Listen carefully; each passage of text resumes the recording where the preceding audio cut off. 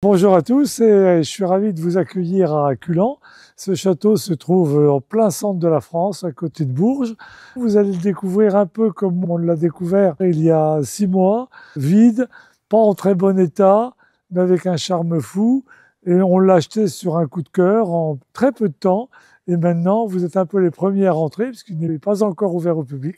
Mais on va démarrer les travaux, je vais vous faire la visite et vous allez voir si, comme moi, vous auriez eu le coup de cœur. J'espère que oui. Enfin voilà, donc on démarre la visite tous ensemble. Bienvenue. C'est la première pièce qu'on ait découverte en arrivant dans ce château qui est vide. Dans cette émission, on voyait beaucoup de châteaux en cours de restauration ou terminés. Ici, tout est à faire. Tout est à faire. Il faut refaire les murs, refaire les toits, évidemment, c'est ce qui est le plus embêtant, refaire la déco, remeubler. Il y a pour 3-4 week-ends de travail peut-être, ou alors 5 ou 6 ans, on verra, on fera ce qu'il faut, mais vous voyez ces pièces qui ont toutes des cheminées du XVe siècle comme celle-ci. Il doit y avoir une vingtaine de cheminées comme celle-là, c'est des cheminées somptueuses. Ce château est intéressant parce que quand vous avez vu à l'extérieur, il est en longueur et il y a 3 tours. Chaque tour dessert, en montant l'escalier, 3 marches, à droite, un premier salon. Nous sommes dans le premier salon ici de réception. À gauche, un autre salon. Vous montez ensuite une dizaine de marches, une vingtaine de marches, et vous avez de nouveau un salon à droite et un salon à gauche. La deuxième tour, c'est pareil. Vous montez, vous vous retrouvez à droite dans le salon que vous aviez tout à l'heure à gauche, et pareil. Donc il y a toute la première partie, les 2 premières tours, ne font que desservir des pièces de réception. C'est un château qui a un petit aspect médiéval, qui reste des temps anciens, qui le précèdent, que ce château cette partie-là a été construite en 1450, mais qui est fait pour recevoir sur le modèle de Meilhan, qui est pas très loin, et surtout sur le modèle du palais Jacques-Cœur, qui était le modèle un petit peu de tous ces châteaux qui ont été faits dans les années 1450. Jacques-Cœur, le grand marchand de Bourges. Voilà. Alors on continue, je vous montre une autre pièce qui, elle, n'a plus du tout l'aspect d'un salon, alors que normalement elle devrait avoir l'aspect de la pièce qu'on vient de visiter. Et cette pièce a été lotie en plusieurs pièces. Certains murs, comme celui-ci, ont été faits pour soutenir une poutre qui est en mauvais état, parce qu'au-dessus, comme il y a eu une période où il y avait plusieurs propriétaires, chacun a aménagé ses grandes salles en faisant des salles plus petites, ce qui a modifié énormément l'aspect intérieur du château, mais également a provoqué des dégâts, puisque le poids de tout ce qui a été fait d'une façon traditionnelle au 19e en pierre et en briques pèse 1 tonne, et tout ça, évidemment, appuie sur les poutres qui ne sont pas faites pour ça. Et de la même façon, vous voyez ici, c'est fait pour soutenir cette poutre qui pourtant était assez considérable. Voilà, mais il reste encore le très beau sol. Il y avait une autre cheminée qui est ici, qui a disparu. Tout ça devait avoir une allure folle, si vous voulez. Voilà, on continue. Là, on est dans des pièces qui sont des pièces qui maintenant ont perdu toute leur superbe. Il y avait une très grande cheminée qui était là. Il n'en reste plus que les montants.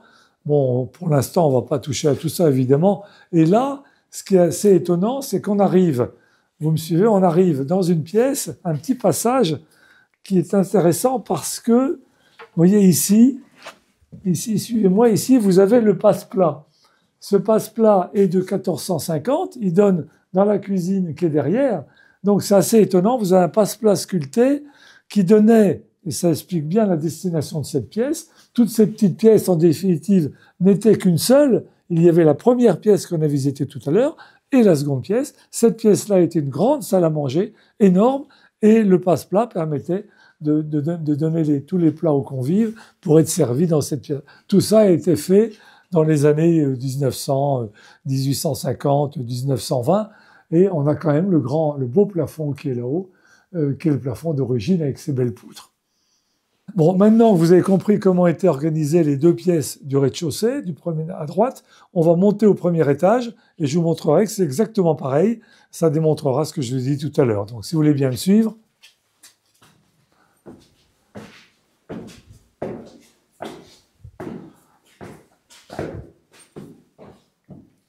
Donc on a la même disposition, une pièce à droite, une pièce à gauche. Ici à droite, au-dessus de la première pièce qu'on a visitée tout à l'heure, ce grand salon qui a été modifié puisqu'il servait de grandes expositions dans les années 1960 par le propriétaire de l'époque, Monsieur Ferragut, qui a fait des expositions extraordinaires. Picasso, Vasarely, Bernard Buffet, Estève et plein d'autres.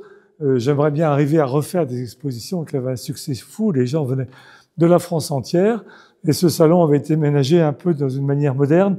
Je pense qu'en dessous ce parquet, il y a un sol. On verra ça plus tard. Mais vous avez les très belles fenêtres à coups-sièges de chaque côté. La très belle cheminée encore, 15e siècle. Toujours pareil, si vous voulez, qui n'a pas bougé, si vous voulez. Donc cette pièce a beaucoup de charme. Il faut peut-être leur donner son aspect ancien, mais elle a encore ses poutres et tout. C'est pas très difficile. Voilà. On passe de l'autre côté et vous allez voir que là, les modifications ont été beaucoup plus importantes. Alors, suivez-moi. Voilà. Alors ici, on est côté gauche du premier escalier, au premier étage. Alors c'est là où effectivement les travaux ont été beaucoup plus importants puisque toutes ces parties-là ont été, tous ces murs-là ont été rajoutés au 19e ou peut-être même 18e, on ne sait pas trop. Et tout ça a été loti en plusieurs pièces alors qu'il n'y avait qu'une grande salle. L'ennui, ça pourrait être pratique ces grandes salles, l'ennui c'est le poids, que ces murs sont évidemment en pierre traditionnelle et tout ça pèse un poids considérable et appuie évidemment sur les poutres qui sont en dessous.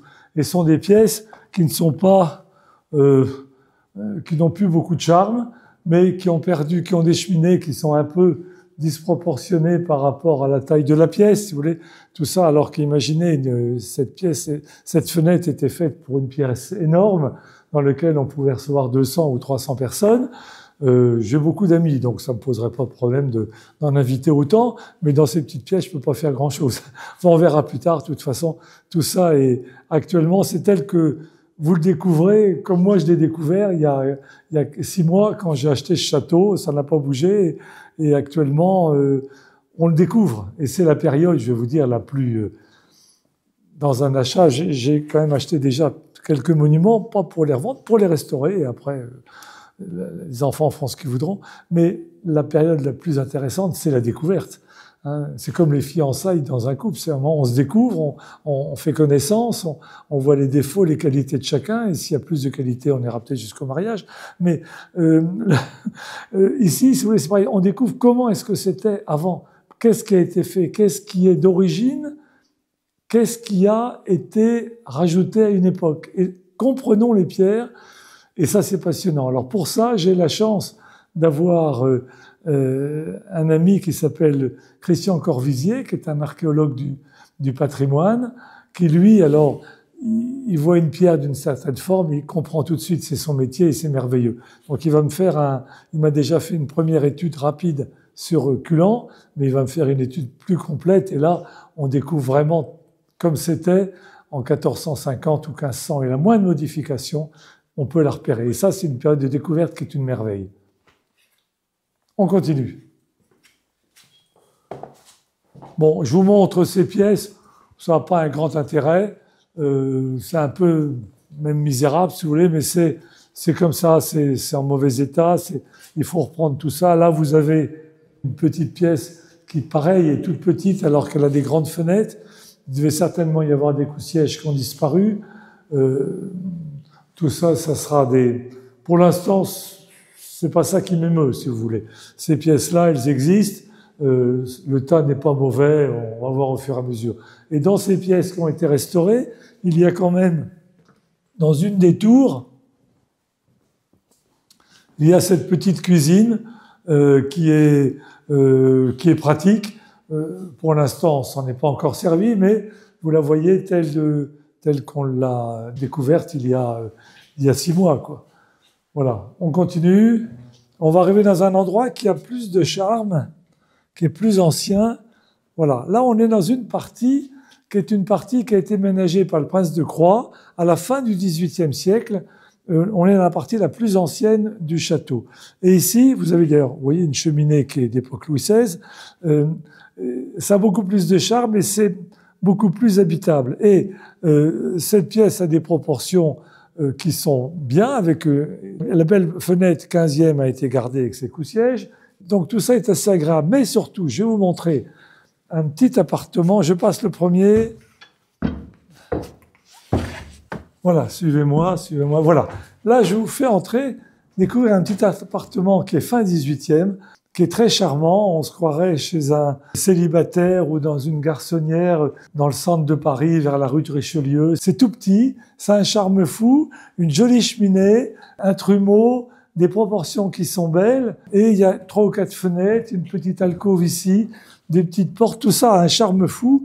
Et tout ça, on va le restaurer pour en faire un appartement pour qu'on viendra un jour ou deux à Culan. Mais c'est plein de charme et vraiment, c'est un ensemble que j'aime beaucoup et c'est un peu le seul coin intime de Culan. C'est le seul, hein, il n'y en a pas d'autres. Ici, ce ne sont que des grandes salles, très majestueuses, mais faites. Même il y a une grande salle, une grande chambre que je vais vous montrer, mais c'est une chambre dans laquelle on ne dort pas, on s'y met le matin pour accueillir la cour, mais pas pour dormir.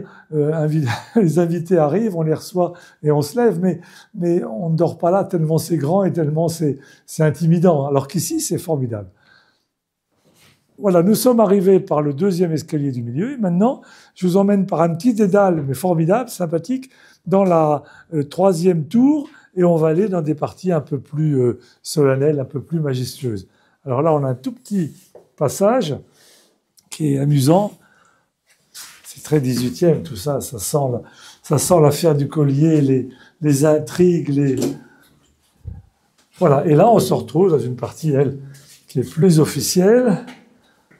Et là, c'est le 3e escalier. Vous voyez, très beau. Toujours pareil, de la même dimension. Il n'y a pas comme souvent dans les châteaux, un grand escalier qui est l'escalier d'honneur et des escaliers qui sont des escaliers subsidiaires qui servent pour le personnel. Ici, les 3 escaliers sont tous aussi grands les uns que les autres. Et là, on se retrouve donc dans une salle qui est ma salle préférée, que je trouve vraiment super, avec une cheminée. Regardez la cheminée d'une taille, elle doit être très gourmande. Il faut avoir, dans un château comme ça, il faut une personne à temps complet tous les jours pour alimenter les cheminées en bois. Mais regardez la beauté de cette cheminée, les poutres qui sont énormes. Était-elle peintre? Ça m'étonne que dans un château comme ça, les poutres aient été laissées en bois naturel. Certainement que la peinture est partie. Ça m'étonne que ça soit resté comme ça. Enfin, c'est comme ça, n'en parlons plus. Et vous avez donc ici des modifications qu'on voit très bien. Vous avez une ancienne fenêtre qui est en haut et en bas une porte. À l'origine, il n'y avait pas la galerie dans laquelle on va aller tout à l'heure, qui a été faite par Sully au XVIIe. Ici, c'était une fenêtre comme ce qu'on a vu jusqu'à maintenant. Et cette pièce est assez formidable. Elle a un sol qui est beau et elle a également à côté, voilà, suivez-moi ici, il y a également à côté une toute petite pièce qui est d'un charme formidable, avec également sa cheminée. Regardez la qualité de la cheminée, très grande, les coups-sièges de chaque côté, les très jolies fenêtres, le plafond qui est en bon état, si vous voulez. Le dessus n'est pas pareil, mais c'est une pièce très très belle. Et je crois que Louis XI a dormi ici et on lui avait réservé la pièce d'à côté d'où laquelle nous venons, et il avait préféré laisser les personnes avec qui il était dans la pièce d'à côté, et lui s'était réfugié là. Et ça, cette pièce a beaucoup de charme. Vraiment, c'est ce qui me plaît dans ce château, si vous voulez. Et ici, malheureusement, c'est bouché, mais ici, on avait un passage qui permettait d'aller à l'église, qui est l'ancienne église du château, qui est devenue maintenant église paroissiale. Il y avait un petit passage avec un petit pont qui s'abaissait, il y a encore les traces, un pont basculant, si vous voulez, et après un passage qui permettait d'accéder au jardin, on le verra de l'extérieur. Mais il y a encore toutes les traces de l'ouverture. Ça a été bouché, évidemment, ils ont supprimé le pont-levis, mais ça fait partie des petits détails sympathique du château, de se dire qu'à une époque, la personne qui était là pouvait aller directement à l'église sans avoir à retraverser tout le château, rencontrer du monde, parler. Elle allait directement à l'église d'ici par un passage privé et personnel. On continue, on va peut-être monter maintenant dans les étages, dans les greniers. Ah ben avant, non, avant on va regarder la galerie. Voilà, vous voyez que ici à Culan, nous avons l'eau courante. Nous avons l'eau courante, mais il n'y a que de l'eau froide. Hein. Il n'y a pas de système de chauffage dans les...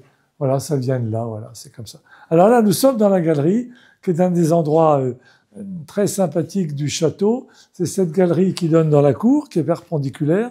Elle a été faite au XVIIe et elle permet d'accéder, voilà, il y a une porte ici, que je n'ai jamais ouverte, il faudra l'ouvrir. Elle permet d'accéder à un pont qui va directement dans le jardin de la chapelle qui est de l'autre côté. Hein, donc c'est un passage officiel, si vous voulez. Et je voulais vous montrer ici, si vous voulez bien me suivre, on a une gravure qui est très intéressante. Voilà, c'est la gravure de Châtillon qui représente Culan tel que c'était Culan en Berry. L'original se trouve à la Bibliothèque nationale et on voit donc la rivière Arnon qui est ici.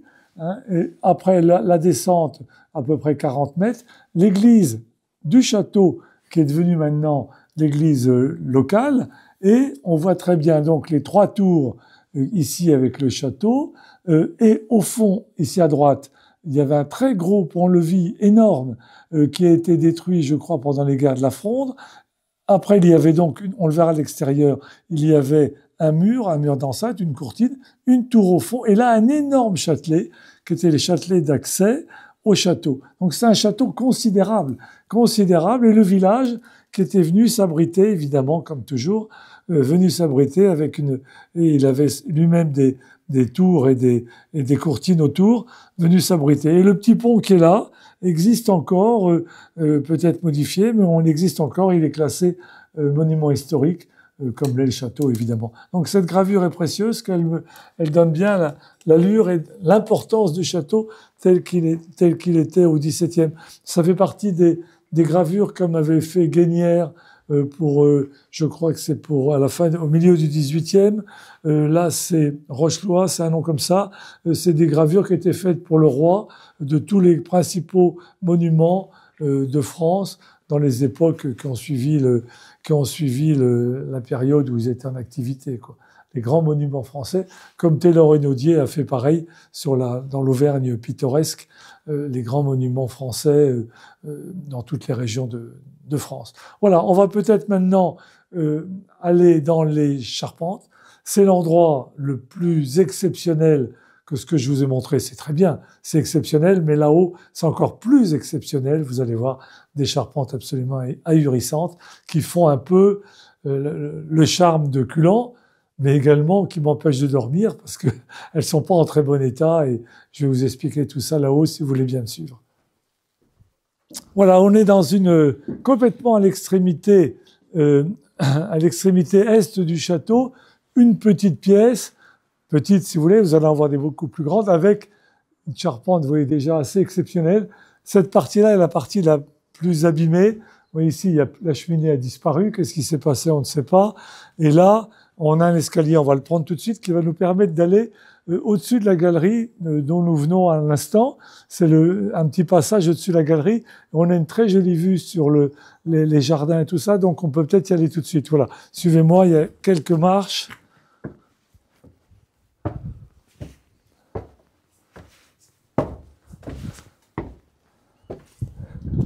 Voilà, nous voilà donc sur la galerie, d'où nous venons à l'instant, qui est perpendiculaire au château. Vous avez donc les 3 tours carrées à la suite, la 3e étant ici, et vous avez là la tour ronde, une de celles qui me donne du souci. D'ailleurs, vous le voyez à l'état du châtaignier qui est là. Alors donc, pour expliquer, ce sont des hours.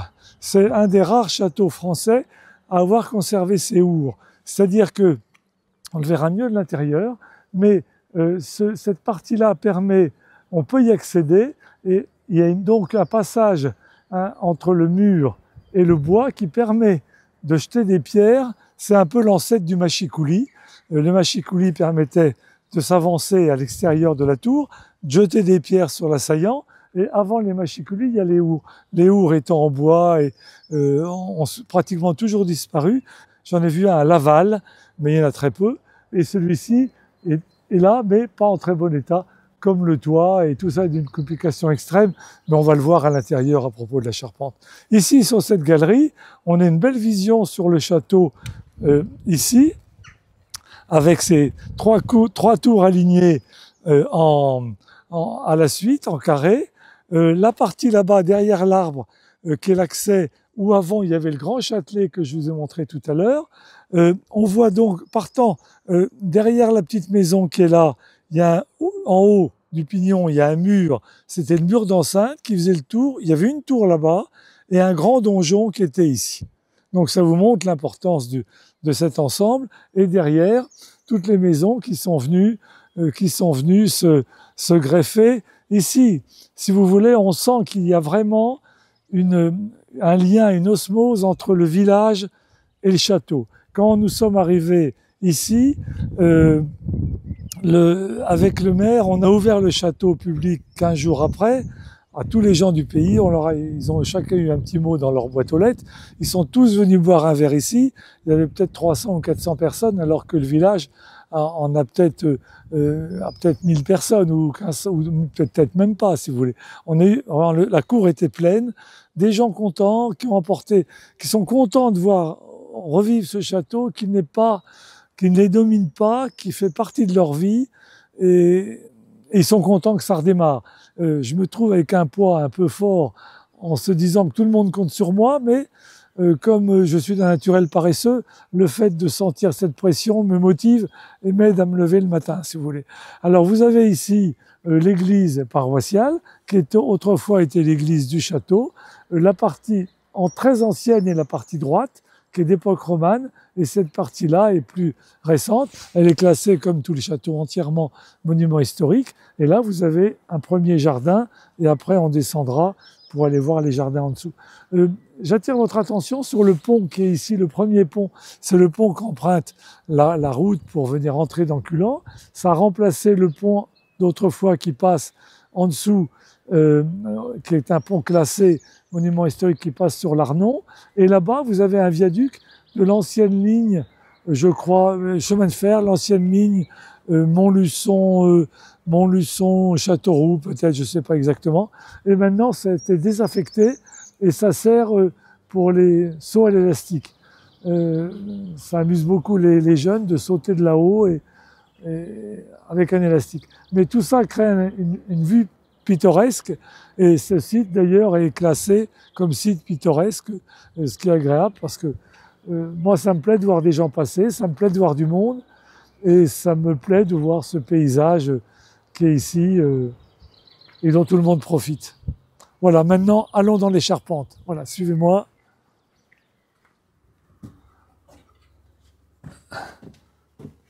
Bon, pour vous faire peur, mais on ne va pas rentrer parce que c'est un peu dangereux.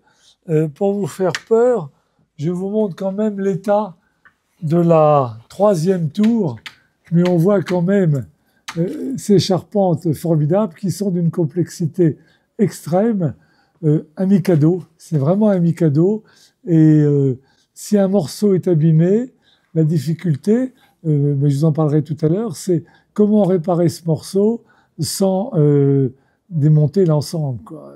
Et ça, c'est un gros souci. C'est pas le principal de mes soucis, j'en ai d'autres, mais j'en ai un quand même ici. Et vous voyez l'état des maçonneries, tout ça est très très abîmé. A servi un peu de carrière de pierre parce que les meneaux ont été pris, vendus, je ne sais pas ce qui s'est passé. Et les cheminées ont disparu, ont dû être vendues il y a très longtemps. Mais voilà, bon, c'est comme ça. On continue pour des choses. Tout n'est pas comme ça, heureusement.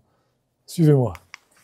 Alors toujours pareil, l'escalier, une porte à droite, une porte à gauche. Et là, on rentre dans cette série de pièces sous le toit, sous les charpentes. Tout ça a été lambrissé, tout ça a été recouvert. C'est des pièces dans lesquelles les gens habitaient. Hein. Il y avait des habitations ici. D'ailleurs, vous voyez, il y a des belles fenêtres, il y a des coups-sièges.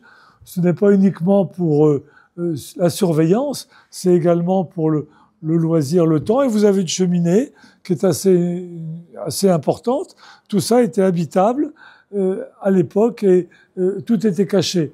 Le sol est ancien et très beau. Donc là, vraiment, j'ai beaucoup d'espoir sur ce que je vais pouvoir faire dans cette pièce qui a vraiment une allure folle avec ces grandes fenêtres comme ça.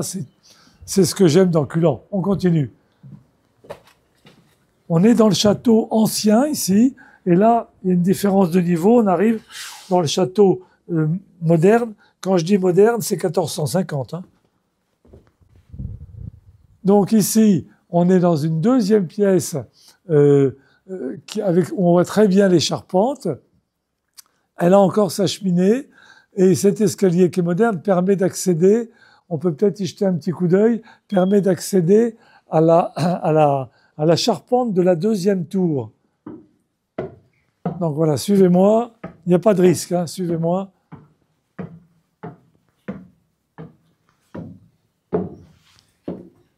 Voilà, donc là, on arrive dans la tour ronde, mais les deux autres sont pareils. Hein. Là, vraiment, vous avez une très bonne explication de l'utilisation des ours, avec une pièce à l'intérieur qui est un peu le support de toute cette tour. Cette pièce est en colombage et tout ça est ancien. Vous voyez les colombages qui sont là. Et les soldats se tenaient là, ils ont une cheminée. Les pierres qui étaient destinées à être lancées étaient amassées là. Et ici, on a donc un petit chemin qui fait le tour. Tout ça est parfaitement ancien. Et on voit très bien les trous qui sont là, qui permettent de jeter les pierres. On essaie de se protéger comme on peut des pigeons, donc c'est pour ça qu'il y a ces grillages, mais on pouvait jeter les pierres d'ici. Et vous voyez la complexité de la charpente au-dessus, qui est absolument une merveille. Donc tout ça, c'est là où on a une difficulté dans les approches faites par les architectes. Un premier cabinet d'architecture propose de démonter entièrement cette charpente, donc enlever les chevilles, la démonter, tout numéroter, et d'emporter tout ça en atelier pour la réparation. Ce qui effectivement serait plus confortable et plus pratique pour l'entreprise, si vous voulez, et effectivement très efficace. La difficulté qu'il y a, un autre cabinet d'architecture, lui, s'oppose à ce démontage et voudrait qu'on fasse la réparation sur place. Un archéologue dont je vous parlais, Christian Corvisier, lui, s'oppose totalement au démontage et j'ai tendance à le suivre un petit peu, considérant que tout ce qui est ces remplissages qui sont là, les chevilles et tout ça, si vous voulez, si on le démonte, ça ne sera plus pareil après, me dit-il. Donc il y a une décision à prendre dans les 2 mois avec la DRAC. Est-ce qu'on essaye de faire des travaux sur place, ou est-ce qu'on va emporter tout ça dans un atelier, découronner totalement, ce qui me panique un peu, je vous cache pas, ou alors est-ce qu'on va réparer en ayant des charpentiers sur place. Avançons, voilà. Donc vous voyez le lieu où vivaient peut-être les soldats en temps de siège. Évidemment, ce que veut préserver l'archéologue, c'est toute cette partie-là, qui est bien ancienne. C'est un remplissage qui date du XVe siècle. Et évidemment, tout ça, si on démonte, tout ça sera fichu et à refaire, si vous voulez.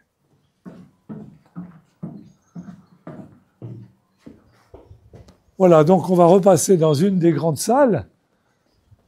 Toujours pareil, il y a encore la tour, toujours pareil. Et là, la plus grande salle qui se trouve dans les greniers. Globalement, les greniers ne sont pas en trop mauvais état. Mais imaginez cette salle, elle a son sol en bois, c'est très ancien, 16e, en dessous, avec ses grandes fenêtres. C'est une merveille, quoi. Charpente merveilleuse.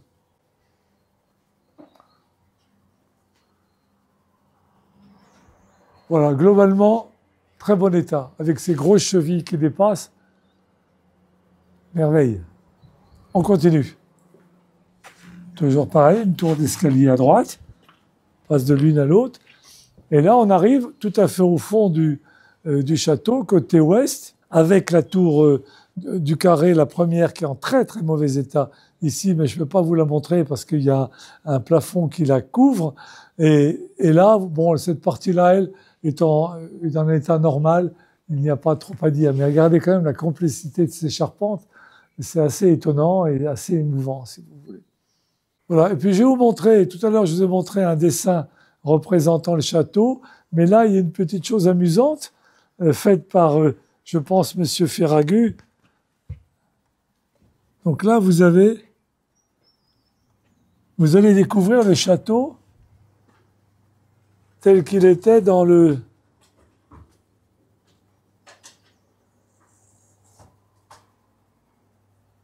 Voilà, ça amuse beaucoup les enfants. Donc vous avez le Châtelet devant, les trois tours que tout le monde connaît ici, une tour à gauche du Châtelet, au fond le grand donjon. C'est un peu une prouesse d'avoir fabriqué cette chose-là, peut-être il y a 20 ou 30 ans. C'est assez simpliste, mais assez amusant, et ça amuse les enfants, ce qui est un peu le but d'une visite comme celle-ci, d'un château fort. Voilà, bon, j'espère que cette visite vous a plu. Comme nous, ma femme et moi, quand on a visité pour la première fois il y a 6 mois ce château, et on l'a acheté, comme je vous l'ai dit, dans l'heure qui a suivi, sans réfléchir, mais ça a souvent été comme ça dans notre vie. Et il y a un certain, comment dire, bon sens qui fait que on fait pas quand même de trop grosses bêtises. Mais c'est pas notre premier château, puisque le château de Tournoël, que vous connaissez peut-être en Auvergne, nous l'avons acheté un peu de la même façon très rapidement. Et maintenant, il n'avait pas de toit, pas de sol, pas de plafond, pas de fenêtre, pas de porte. Et maintenant, il est meublé, décoré, chauffé, totalement terminé. Et nous démarrons actuellement 3 restaurations. Le château de la Prune au Pot, qui est une merveille, qui était inscrit monument historique et qui a été classé en décembre 2024, a été classé monument historique. C'est en très mauvais état, mais très beau, à côté d'Argenton-sur-Creuse, pas très loin d'ici.